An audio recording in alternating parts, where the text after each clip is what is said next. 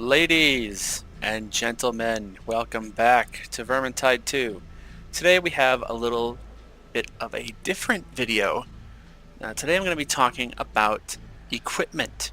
This is going to be more of a tutorial type deal for people who are maybe new to the game or just want something more informative. So this is not going to be a let's play. We're not going to see any gameplay footage. We're going to be talking about equipment today. How to gear your character and what all the different items do. We're going to talk about traits. We're going to talk about crafting a little bit. We're going to talk about how you get gear. So let's get started. First, how do you get equipment? So you get equipment from chests. Where do you get chests? You get a chest for completing a mission. I have here an Emperor's chest, which I got for beating a mission on champion difficulty. Every time you win a mission, no matter what difficulty it is, no matter what, no matter how well you did, if you got all the books or if you didn't get all the books, you will get some sort of reward. You also get a commendation chest every time you level up, and you can also earn Emperor's chests from completing daily challenges through the Book of Grudges, which we'll take a look at later, and ambient challenges, also in the book. So let's open this chest, see what we got. Every chest will have 3 items of varying rarity. The items are totally random. You're not guaranteed anything, but you are guaranteed to get something that is a power level that is plus or minus 5 of your highest level item of that type. So for example, this trinket has power level 300. Since my highest trinket is 300, it will be plus or minus 5 power. Usually I open 300s on this character since I have all 300 level gear. So I don't have to worry about power level. Occasionally I will roll something that is below 300. It'll be like a 298, But that's part of the progression. You start with power level 1, or power level 5, sorry. And every time you open a box, you get something that is guaranteed to be plus or minus 5, I believe, of your highest. So you have this kind of slow growth where you're more than likely only opening things that are of a higher power level. Now power level is one thing. Rarity is something completely different. You notice that all the items I opened were blue rarity, which is, I believe it's called rare. There's 5 tiers of rarity. There's whites, which are common, greens, which are uncommon, blues are rare, orange is not legend. Oh, orange is legendary, yeah. And then red is veteran, and red is the absolute best you can get. You notice that this blue item has 2 properties along with its power level. Every item, depending on its rarity, will have either no properties if it's white, 1 property if it's green, 2 properties if it's blue, and 2 properties and a trait if it's orange. Red items also have 2 properties and a trait. In fact, I have a red item right here. It has 2 properties and a trait, but you notice that the properties are max percentage. Under properties, you see that my Abscess's Plumstone has plus 10% cooldown reduction, plus 30% stamina recovery. And then the brackets to the right show the range that can be. And since it's a red item, it always rolls max. So I have 10 out of 10 cooldown reduction and 30 out of 30 stamina recovery. And I can reroll those properties any number of times I want. They will always come out max. They might be different. I might get movement speed or respawn speed or, revive speed. I could get the same properties, cooldown and stamina recovery, but they will always be max. With blue and orange items and green items, you have a range. So this Dwarven Wealth Stone 14 out of a possible 30 is not very good. But 5% movement speed, well, okay, movement speed's a bad example because it only comes in 5%. 18 out of a possible 30, 13.2 out of a possible 33. These things are, some of them are pretty bad. Some of them are, like crit chance is 4, which is right there in the middle. But anyway, enough about that. So we talked about rarity. Let's talk about the different item slots. Your first slot is your melee weapon. You can see depicted in your hero portrait in the center. You have every hero has a different set of weapons available to them. In fact, I can switch between my heroes thanks to a mod I have installed. Barden has axes, hammers, and pickaxes available, along with some shields. Carillion has some elven swords, daggers, and spears. Saltspire has weapons of a Templar, including a falchion, mace, rapier, which is the weapon of a Templar or a witch hunter captain. This is more of a zealot's weapon. This is more of a Templar's weapon. He's got all those. Kruber has soldiers' weapons, swords, halberds, shields, big hammers, maces. And Sienna has the smallest range of melee weapons because she's mostly focused on ranged. So she's got daggers, she's got a fire sword, mace, and regular sword. Right now I'm wielding a regular sword. So your first slot is your melee weapon. Melee weapons come in all different shapes and sizes. They all have different ability or attributes, and the way they handle is very different. For example, a sword has fast attacks, wide sweeps, and says versatile. Any weapon can be versatile if you know how to use it. But you compare that to the dagger, which is much faster. It's faster than a mace, but it hits a lot not softer, but it doesn't do as much damage. Some weapons have damage over time, like the fire sword sets enemies ablaze and does damage over time. It also has a crowd controlling effect where it does these wide sweeps and... I don't want to hurry you, but we've got problems. Shut up, Lohner. I'm doing a video. Sorry, that guy's rude. It'll also light enemies on fire, and they'll have like a few seconds of like, oh my god, I'm on fire, and they'll kind of like try to pat them, they'll freak out a little bit. You also notice that besides power, weapons have stamina.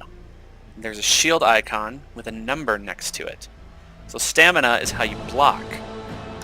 3 is default for almost all weapons. It's like your average, 3.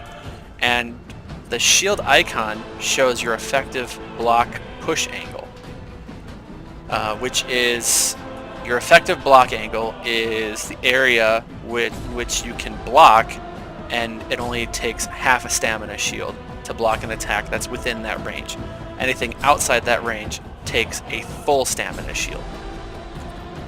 So you can still block 360 degrees around you, but your blocks will be less effective from behind or from the sides. Pushing, on the other hand, is only in that cone. So for the sword that I'm currently holding, Smolder Steel, the push block angle is about 90 degrees in front of me. So if I were to push, I would only hit the enemies that are within that cone. You notice that the dagger, let's look at this dagger. Doesn't matter, daggers are all the same. The dagger has a much smaller angle, about 45 degrees. So it hasn't even, you have to basically be facing the person who's attacking you, like staring them right in the eyes in order to get that effective push block angle. Or to get that effective push, block. Blah, blah, blah, blah. Sorry, I'm tripping over my words. Let's take a look at one of my favorite characters, Barden, the Iron Breaker, and his weapon of choice. Notice that the axe, any item or any weapon that's paired with a shield, has a massive boost to blocking and stamina. You notice he has 5 stamina shields at base and a 180 degree effective push block angle area. I can increase that angle And since the increase is percentage based, it's even bigger for an axe and shield versus a dagger, because 18% of 180 is much more than 18% of 45. That's just some basic math there. So this weapon, paired with the increased angle and some talents, which I'm not going to get into now, I can push and block almost anything around me. Unless I get attacked directly from behind, I have that effective block area. So that explains blocking a little bit. Let's move on to slot 2, your ranged weapon. Every character has one, with the exception of the Slayer, because the Slayer has taken an oath. The Slayer's oath prevents him from wielding a ranged weapon, and that's just a little bit of lore for you. Gameplay-wise, he gets 2 melee weapons, but everybody else, including the Ironbreaker tank, or the wizard, or the temp, or the soldier, or the witch hunter, we all get ranged weapons. They might function a bit differently, but they all do damage at a distance. That's the basics of it. Again, everyone has an assortment of weapons. Weapons come in all different rarities. They come in different power levels. They have their own set of traits. So properties might be shared between melee and ranged weapons. For example, crit chance and crit power could also appear on a sword. Let's see if I can find there. Crit chance, power versus chaos. Obviously, you're not going to get push block angle or block cost reduction on a ranged weapon because you cannot block with a ranged weapon. So I think they have fewer properties available than their melee counterparts, but that doesn't make them bad by any means. They also have their own set of traits. So for this one, ranged critical hits reduce cooldown. Weapons generate less overheat. I think that one is specific to fire-based weapons, which would be any of Sienna's staffs, plus Barden has access to some flamethrowers as well. So anything that uses ammunition fire can have that thermal equalizer. Just out of curiosity. Yeah, so these say ammunition fire. A typical ranged weapon would say ammunition, the amount you can hold in one clip, and I say that with air quotes because you can't really, there's no such thing as a clip-loaded crossbow, versus max ammo. So these are all like one-offs. There are a few weapons, like the volley crossbow, holds 15 and has max ammo of 15. Anyway,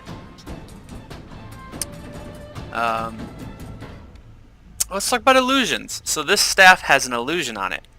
This is what a typical bolt staff looks like. It's got this little sphere at the top. It's got some spikes coming off of it. Little spiky spear at the end. But weapons can have illusions when you craft them or pull them out of a box.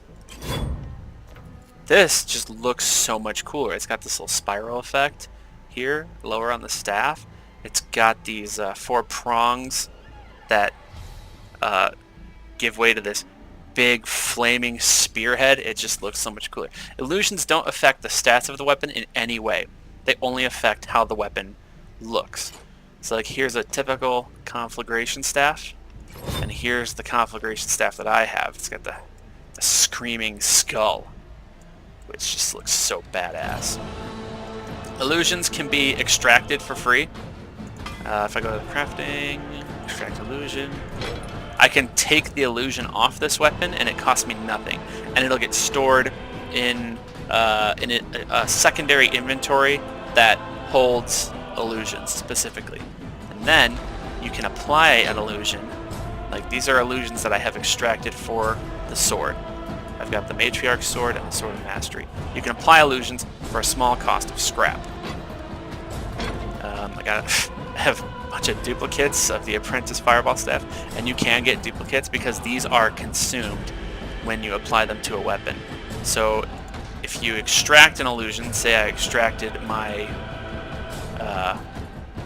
let's say I extracted this illusion, my Bright College Staff illusion from this weapon, then I would only have one bright college, and I already have one. See, I have one. I would have two then. If I extracted it from my current weapon, I would have two bright college staff ceremonies illusions. But if I were to apply this to this, which I won't because this is just a blueprint, it would be consumed, and then I would only have these three left. So, collect your illusions, even if they are duplicates, because you never know when you might want to apply it to something new. Or if you do find a new weapon that's the same type, but like a higher rarity, higher power, or a higher or better properties, then just extract it from your current weapon for free and apply it to your new weapon for 10 scrap, because you get scrap all the freaking time. It's really it's a very plentiful resource. So there's no harm in applying or extracting illusions at your leisure. Just go for it. If you think something looks cool, try it on. If you don't like it in first person, just take it off. It doesn't cost you anything except a little scrap. Take your time. Not like the right land's burning. Oh man, that guy's really getting on my nerves. So we're moving on to slot 3, which is necklace. And this is where things get a little different, because unlike melee weapons and ranged weapons, which are tied to the character, by the way, that's tied to the character, not the career. So each character has 3 careers. I have all of Sienna's weapons across all of her careers. So whether I'm playing Unchained, or if I'm playing Pyromancer, or if I'm playing Battle Wizard, I have all of Sienna's weapons unlocked. Whoops. For ranged and melee. Now, necklaces, charms, and trinkets are shared across all characters and all careers. So even if I switch to Bard, you see that my inventory doesn't change. I still have all my necklaces. I have all my necklaces for Carillion, all of them for Kruber, and so on. So these are all shared. So these, you can, if you play, let's say you play one character over and over again, and you get them to max level 30, and you've got like all level 300 gear for them, and that's all orange or better, and you want to switch to somebody new, but all your other characters are level 1. Well, it doesn't matter, because you can buff that level 1 character with power 300 necklace, charms, and trinkets, which will give them a huge boost to their hero power, which increases their damage dealt, stagger, and cleave. So even a level 1 character will still be effective if they're stacked up with power 300 gear. Necklaces usually have traits that focus on healing and properties that focus on damage mitigation or just straight up health. So here I have damage reduction and healer's touch, which is a chance to not consume a healing item. Here I just have straight up health and damage reduction versus area, damage reduction versus Skaven, increased health, increased push block angle. So these are mostly defensive.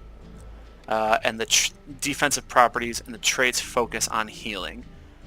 Whether it's Hand of Shalia, which heals you if you heal an ally, or Healer's Touch, which gives you a chance to not consume a healing item. Boon of Shalia, which increases the amount of healing you receive. Bark Skin reduces damage taken, and Natural Bond is terrible. Seriously, don't run Natural Bond. Natural Bond, I can only recommend it for one career from one character, and even that is like situational. I would only recommend it for Ironbreaker Barden, but for anybody else, I would just don't. You can't heal yourself. That is a huge downside, because it means every healing draft that you come across is useless. Even medical supplies are useless because you need somebody else, well, not useless, but they're 50% useless, because you can either use it on yourself or use it on an ally. But with Natural Bond, you can't use it on yourself. Unless you have a friend who is specifically running Hand of Shalia, then maybe run Natural Bond, because then they can heal you and themselves, and then you get the health over time. But it's such a slow drip of passive health regeneration that I really can't recommend it. That's enough for my Natural Bond rant. Let's move on to Charms. Charms are more offensive in nature, and their traits revolve around potions. Not healing drafts, but potions. Speed potion, power potion, and concentration potion. These just grant you power, which increases your damage dealt. Well, damage, cleave, and stagger. So when you see power versus enemy type, you're not just doing more damage, you're also cleaving more, and you're staggering more. So it's more than just damage. Whereas like these are all damage reduction, these are all power increase. So power better than damage. Attack speed, power, power, attack speed, power, power, attack speed. You're seeing a theme here, attack speed and power. And all the traits are about potion usage, so increase duration by 50, increase duration, shares the effect with a nearby ally. Drinking a potion gives you the effects of all potions, but reduces duration. Potion, potion, potion. Chance to not consume potions. So offensive potions. We got defensive healing, offensive potions, and now we're moving on to, I guess you could call this utility. And the properties focus on utility, and the traits focus on bombs.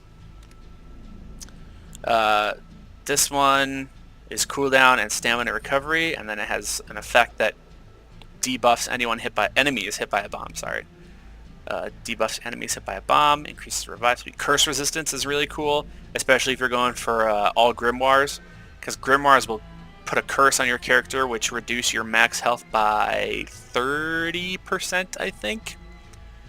Maybe it's 33. I think it's 30%. It reduces your max health, but curse resistance will knock that down, so you won't lose as much max health by picking up a grimoire. And then your second grimoire will reduce it again, like for each grim. So that's nice. More shrapnel. Increases grenade radius, stamina recovery, respawn speed, cooldown reduction, chance to not consume grenade. Or I guess they call them grenades. I call them bombs because that's what the characters call them in game, bombs. So yeah, those are the three items, or the three non-weapon slots: healing and defense, potions and offense, bombs and utility, melee weapons, ranged weapons. That just about covers everything. I didn't talk about chest tiers or chest rarity.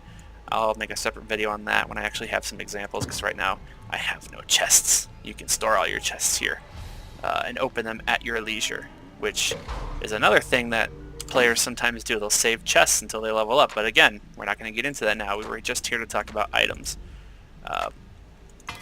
I didn't talk about crafting. Let's talk about crafting really quick. So you can salvage unwanted items and break them down into their components. Scrap is what you get from most everything. Dust you get based on its rarity. So if it's green rarity, you get green dust. Blue rarity is blue dust. Orange rarity is orange dust, blah, blah, blah. Sometimes you will get Gem Cutter's Toolkit from salvaging one of these, a charm necklace or trinket. Sometimes you'll get salvaged weapon parts for deconstructing a melee or ranged weapon. You can craft any weapon you want, and it only costs you scrap. So let's say I'm not pulling the flame sword that I want. I can just make one.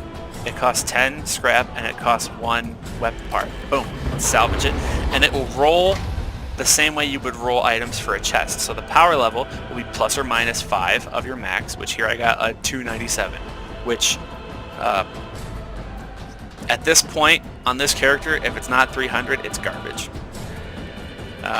Let's try rolling again.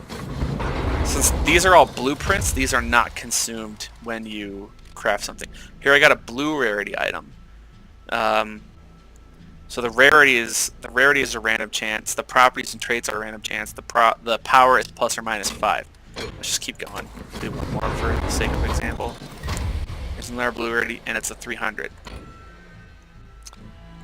You can re-roll the properties on any item. Stop faffing around. It costs green and blue dust, one of each. You can also change blue dust into green dust at a rate of 10. Because at a certain point you will have more blue than green, just because as you level up and as your power grows, you're going to have you're going to be playing on harder difficulties. And on Champion and Legend, it's actually very difficult to pull a green item from a chest because the probabilities are so high that you're going to pull blue or better. So they added this little dust converter in one of their updates, which I think is nice. It'll keep things balanced. You can reroll the properties of any item, but it will randomly select a new property and a new percentage. So it's not wise to keep re-rolling and re-rolling and re-rolling on an orange item until you get like max percentage on both things, because you might not have the properties that you want. On the other hand, it's not wise to keep re-rolling to get the 2 properties you want, because you might not have the max percentage. It's best to just find something that is agreeable. Maybe just get one property that you want at a high percentage instead of both properties you want at max percentage. Excuse me, I had to take a drink. I'm a little winded. It's different for reds because, like I said, they will always roll max.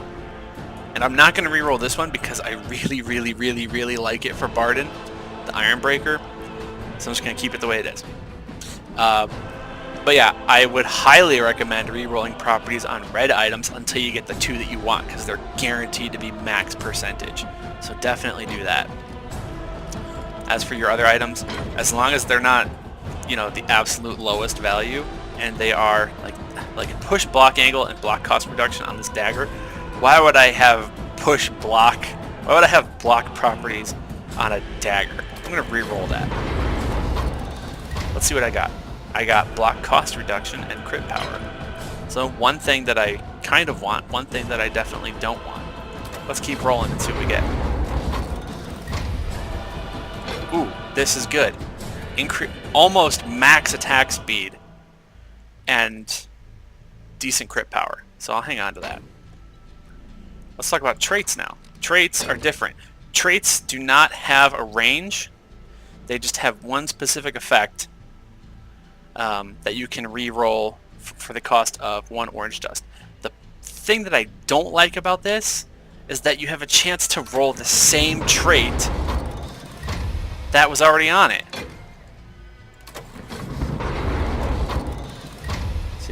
See, I just got Opportunist twice in a row, and I don't want Opportunist because it's a push thing, and daggers are not good for pushing. That's a block thing, so I'm going to roll that again. I got the same one twice in a row. So I really wish that they would update this so that when you re-roll a trait, you get something different. For properties, I get it, because you can get a different percentage range and a different property. You could roll the same properties but with higher percentages or lower percentages. I get that. But for traits, it's kind of frustrating. Critical hits, increased attack speed. I will hang on to that because this is a critical hit build that I have for this character. So that's good. For traits, it's really frustrating to use orange dust just to roll the same thing that you already had. Like, I wanted something different. That's why I put the resources in. So Fat Shark, don't do that. Traits should always re-roll something different. Even if you go back and forth between the same 2 for like 6 rolls, at least it's something different. Upgrade. You can upgrade any item to the next tier of rarity for a cost of scrap. And you notice it's 20, which is to get from white to green. And then I believe 30 from green to blue, 50 from blue to orange. I don't know what the exact numbers are because I haven't upgraded a green or white item in a while. But it costs you a significant amount of scrap. And when you upgrade it, it re-rolls everything except the power. It re-rolls everything. So you're not guaranteed the 2 properties you had before or the percentages you had before. And of course, going up a tier, you will get going from blue to orange, you get a trait as well. So it's basically like re-rolling, but you can only do it once because you can't upgrade past orange. Which people have been asking for an ability to do that, but I don't think Fat Shark's going to do it, and I think that is like the right way to go because, being able to just get reds from upgrading oranges would kind of defeat the purpose of reds and how special they are. Extracting illusions, I already talked about that. Applying illusions, talked about that. And Dusk Converter, talked about that. So we covered equipment and crafting in this video. Whew. I think I'm going to cut it off here before it gets too long. So thanks for watching, guys. If you liked this video or found it informative, give me a like. If there's something that I missed that you want explained or that you think would be beneficial to add, let me know in the comments of this video. If you'd like to see more Vermintide 2 stuff, subscribe, and if you're already a subscriber, thanks for stopping by. Until next time, I'm reincarnated.